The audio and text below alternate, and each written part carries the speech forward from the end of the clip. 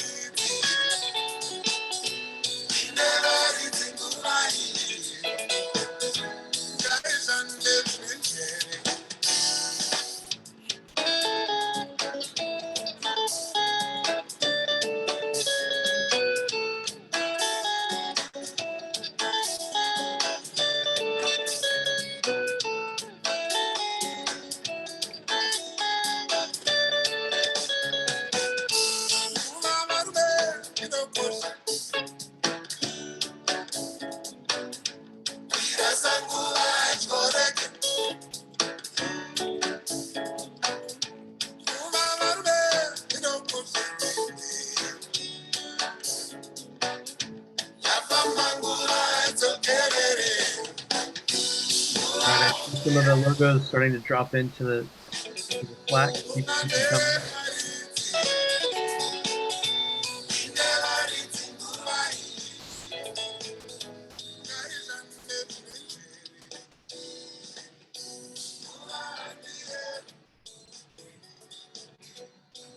Zoom's telling me to set up professional audio. It's like stop DJing through your. Great song.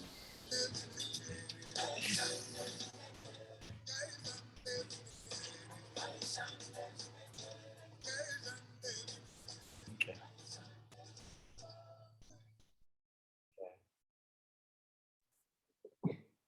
All right, let's give it like one more minute.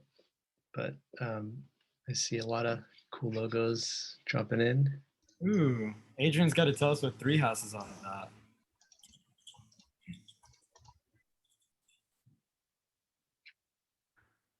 Medical. Whoa. Some cool ones in there. Aiden, I Wow. like yours.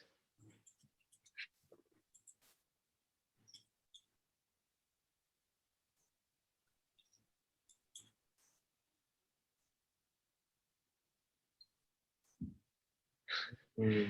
I see what you did there, Ruben. Just mixing it up a little. I'm like, Joe, we've already seen this logo. We gotta get like. I know. I was the least creative person in the group. I was just showing you how low the bar actually is. I see what you did there. Oh, Aiden, that's interesting. I like that one. I'm very curious. Where is everybody dropping theirs? I can't see anything. We're in the Token Track Communities channel in the kernel Slack. I see. Thank you. Alba, I like the abstract forms. Thank you. Yeah, okay, Alba's winning this game. Well, I haven't thought about the logo before, so. Nice. Oh, Nico with the color scheme. I like this. Authorio? Is that how it's pronounced? Just trying to unmute myself. Authored. Authored. Okay, making sure. The D. Okay, okay. These are great. Yeah, Shadi, yours is nice. Berto, all these are so good. Hagen, I like the Dakar logo. Very cool. Oh, yeah, that's beautiful. Honestly, we've done this tons of times. This is the best. This is the best session for logos. Without question. Yeah. Oh, this is so good. Yay, comics. Ravi, that's an interesting cat that you got there. That kind of scares me, to be honest. Nice. Chris, I like how you've turned yourself into a brand. That's the right way to do. Sign me up for Chris Dow now. Yeah. I'm like, Mark, I'm looking at Mark Sandusky. He's drinking something. I'm like, where's Mark's painting? He's probably got a good one. Wait, what's that? I don't know if you popped in late. We're basically drawing the logos and putting them in the token communities channel. Oh, Whoever did. I put them in there. I got Oh. it. How did I miss yours? I don't know. Someone's Vivek, can you add me to the token track? Zari Here. Barber here. Zori, got you. Yes. Thank you. Whoever did the Yay Comics one, you can just tell you're like the art. The art runs in you. That was me. Thank you. I love the gay comics also. Ooh, prison art project. Really well done, Abe. Great. All right, looks like we've got 58 logos. So if you haven't had a chance to drop yours in, oh, there's one more. Thanks, Robbie. I think there's 94 of us, so drop them in if you get a chance. And the next thing we're gonna do is we're gonna hold them up. If you don't mind turning your camera on, if you're not comfortable, that's totally fine. You don't have to. And then we're gonna take a screenshot of like the grid of logos. And there's some really good ones this time. Okay. Maybe we should, Vivek, we should turn the slide, or maybe it's Ruben. Let's go off slides and get to Brady Bunch view. Stop Does that reference work anymore? By the way, Brady Bunch, like who knows Brady Bunch? It worked. It worked. Right. And if you've got virtual background on, you got to hold it up in front of you, otherwise it goes away. Get those beautiful faces in the picture too, yeah? Holy smokes. Who's taking the picture? I'll grab one. You got it? I don't have enough hands for this. Oh, wow. No. Ruben's struggling with his virtual background over there. You got it, Gab? Yeah, I just snagged one. There it is. Classic. All right, we're gonna tweet that out. That's fucking great. All right, perfect. Thank you all for indulging. This is honestly, this is the best version of this exercise we've ever done. So good. I can tell this cohort is on fire. Thank you all for participating. Cool. All right. All right, Where were Ruben, we? let's jump back in. Okay. Here we go. We're back. Awesome work, everyone. That was a lot of fun. Okay, so today we wanted to just introduce the Token Communities track and think about what this means for all of your projects, and basically just start to explore the concepts and why crypto enables a powerful new set of tools to build with. And to make new friends. I forgot the most important part. So here we go. Okay, so why community ownership?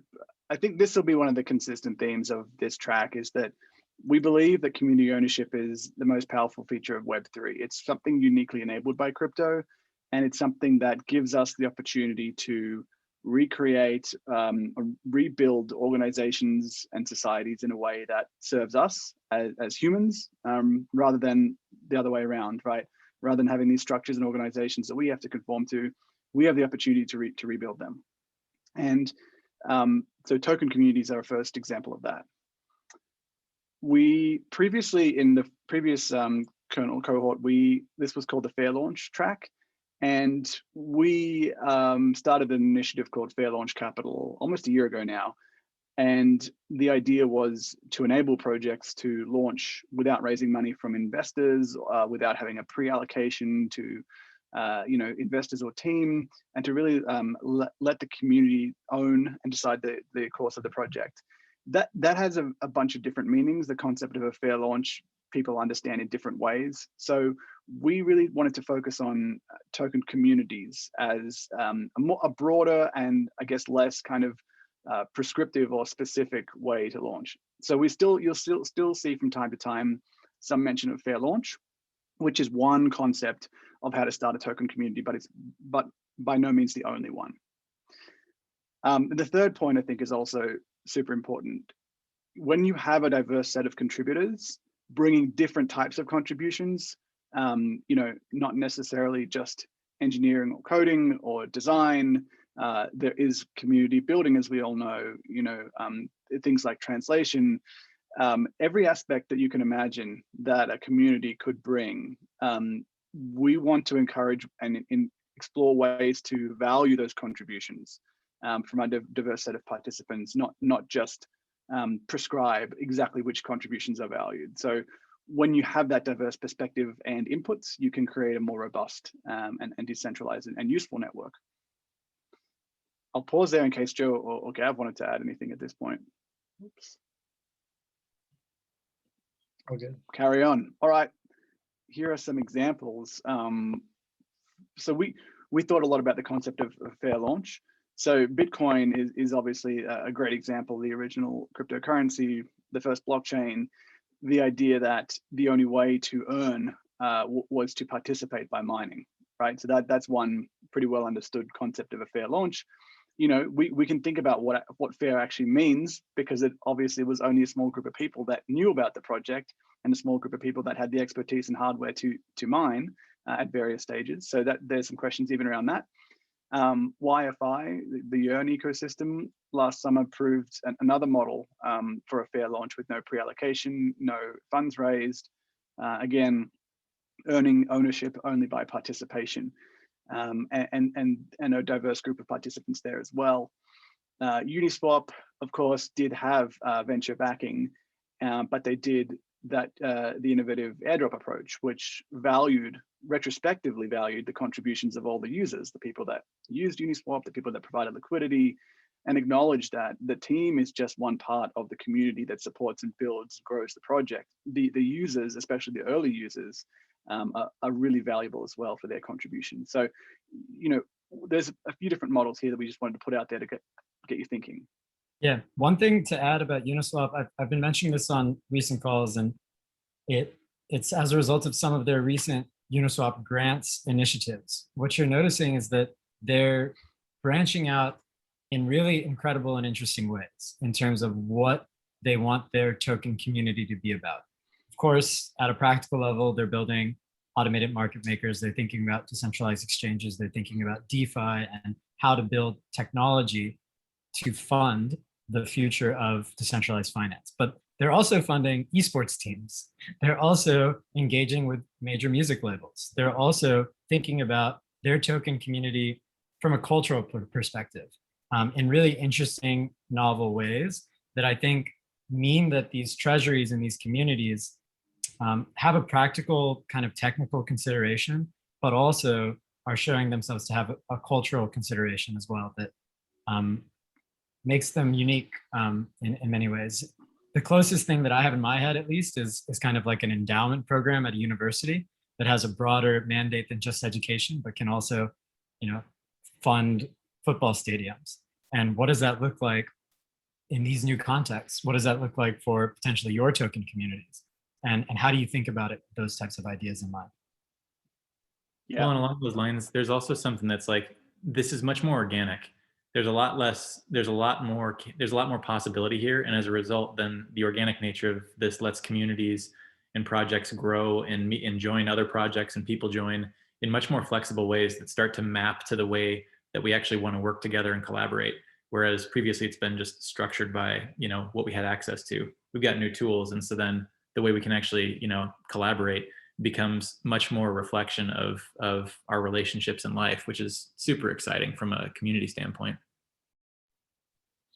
Yeah, absolutely. I'll just quickly add, those are not meant to be like the three best fair launches, but there are three prominent ones in the past, and you know, but there's been this explosion of experimentation around distribution and community building and things like that. And it feels weird not to mention that, you know, Gitcoin did exactly this this week, which is really exciting and is pushing new boundaries in the way that they're launching and taking some of the pieces like retroactive distribution to the community and kind of building on that, which is super exciting. Yeah, if we had our act together, that fourth circle could have been GTC. Yeah, exactly. The evolution, right? Like so GTC learned and borrowed a lot from some of these and other projects in terms of the distribution.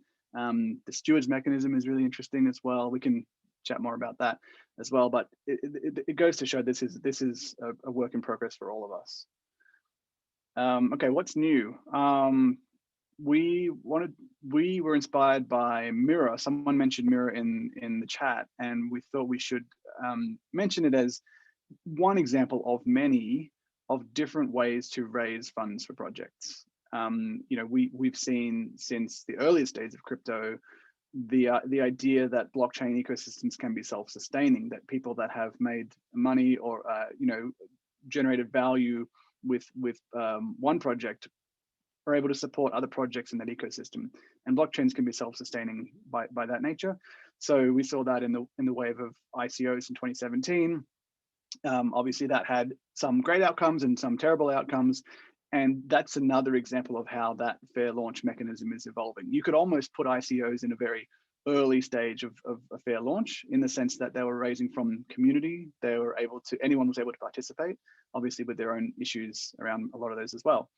Then some of these new novel models around NFTs, around fractionalized ownership, what Mira is doing, that there are other examples of how to raise money in a fair way and how to distribute ownership in a fair way as well. Okay, so we've talked about a few different concepts, and I think we don't have to have perfect definitions of any of these, but this is just a jumping off point to get us all thinking about what is it that we're building. We talk a lot in crypto about protocols, we talk about networks. This track is about communities. What does it mean to be a cooperative or other form of organization? Or are we building new societies?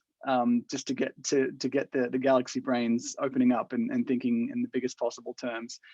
But I think when we break out, we can start by maybe thinking about some of these words and what they mean. Why is a protocol different from a network? Is a network different from a community? I deliberately left corporation or company off this slide, but there are some parallels, and some of us may end up building companies as well.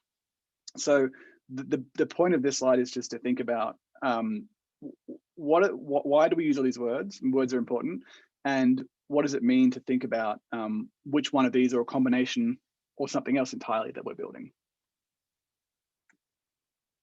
Here are some of the principles, and we'll throw these slides in Slack so people can check up on them afterwards. But this is kind of the core of what we think about as community ownership.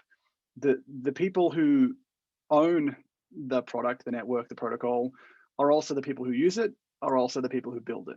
And there's some crossover between those three groups of people, which is different from a lot of traditional startups, traditional companies, and most legacy organizations, where there's a stark difference between the people who use the thing and the people who own the thing.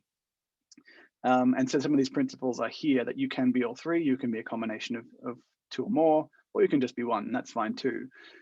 We talk about agency because people who, when you own part of the thing that you use, you have agency in a way that you don't, right? If you're just a user. We talk about transparency in terms of where things are being built in public. We also talk about long-term incentives for each of these groups and aligning them. And again, different types of contributions being valued. And I want to keep coming back to that, because it's one of the things that we discovered, or we learned through talking about fair launches last year, is that a lot of people had an idea of a fair launch, which really was, okay, the only way to earn tokens is yield farming, right? So that's effectively saying the only way that your contribution can be valued is if you contribute your capital, or you lock up your capital. So we wanted to really think about how do we move beyond that and value other types of contributions as well. So this is probably the second part of the breakout, is let's think about what other principles of community ownership we can talk about. This third one is just some of the kind of operational challenges, or more practical things once we've decided, or once we've thought more about where we want to take this. We being each of us in the projects that we're building. We don't have to dive into these now, but this is a bit of a taste of the content for this track. We'll go through some of these things within the lens of what type of community do you want to build? And obviously the outcomes of each of these will be different depending on the type of community that you want to build. Okay, I think it's time to break out. Is that right? Yes. It is indeed, yeah. Great. Interesting examples of token communities. What challenges do you anticipate? Questions for the groups, hopes and fears for this track. Ruben, do you anticipate any of this like Q&A that you want to do here? Do you want to mostly do these in breakout rooms? I think we should go to breakout rooms, and we'll pop in. We can all float between the rooms, and then we'll come back in 20, 25 minutes and circle up. Great. Yeah. What we're going to do is we're going to open up 25 rooms, so that max there'll be like 4-ish people per room. The hope is if you have a project or a token community that you're working on, please do share it. Please explore it with your peers, and we'll come back together. And if there's anything worth sharing on Slack in the meantime, just to kind of keep the big group vibes that's happening in the small rooms, that's always helpful. Please bear with us. We're trying to figure out how to like basically make sure that you get to meet many of your peers, which are probably more important people to meet than anyone of us, but also make sure that while you're in your small room, you know what's going on in the big room. So letting us know what's going on Slack in small rooms is always helpful. And then we'll, of course, be focused on more deep conversations about your projects as the weeks go on. So I think Sachin's got us ready to go on the breakouts portion.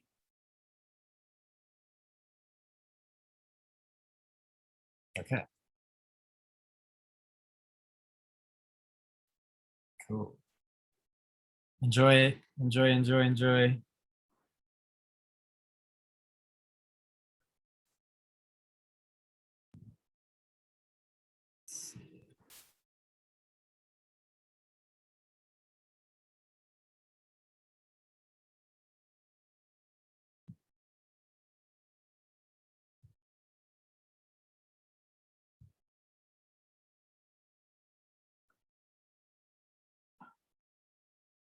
Think Gavin has a really good room, like with the event Adrian. Yeah. Do you see Z? Joe's in room 5. Got everybody going to the room. I just switched my devices, so I got popped out. I was in room 10. You should be able to click breakout rooms in the bottom right and just end up back there.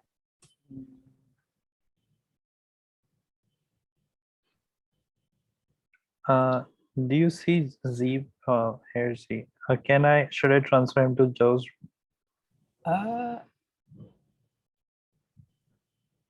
room? Is this 3 members? I'm not seeing the breakout room. I'm sorry, guys. I got you, Zori. 1 second. Give me 1 second. I'll add you to room 6. Should I take the Z? Why don't you hop over there, Sachin? Don't worry about it. I don't want to mess up the flow. Hop where? Sorry, bhai. I mean, you don't really have to do anything. If you want, I can hop into that room with Z. Yeah, that will work. Cool. All right. See you guys. Yeah.